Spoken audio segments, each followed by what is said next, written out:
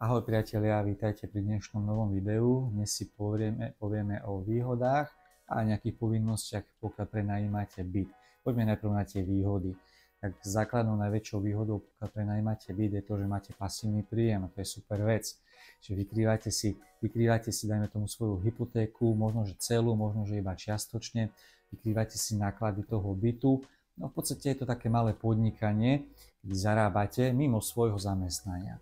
Ďalšou veľkou výhodou je to, že pokiaľ máte byt aj oficiálne nahlásený na daňový úrad, čo si povieme aj trošku v povinnostiach, tak vtedy príjem z toho prenájmu vám banka dokáže akceptovať, pokiaľ by ste žiadali novú hypotéku. To znamená, že banka by vám rátala váš príjem zo zamestnania plus aj príjem z prenájmu.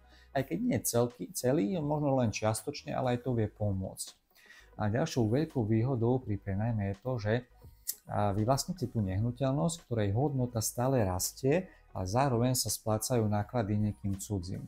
To sú také z môjho pohľadu najväčšie výhody toho prenájmu, no ale každá výhoda má možno aj nejakú tú povinnosť. Tak povinnosti na druhej strane, ktoré tu sú tie, že v byte v podstate máte niekoho cudzieho, o ktorom nejakej platovej disciplíne neviete, no ale to dosť veľa vecí sa dá ošetriť aj v zmluve.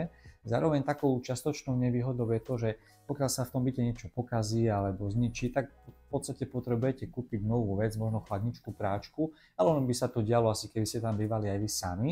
No a zároveň je tam veľkou povinnosťou to, že potrebujete ten byt prihlásiť na daňový úrad a musíte to spraviť do konca nasledujúceho mesiaca, po mesiaci, v ktorom ste ten byt prenajali.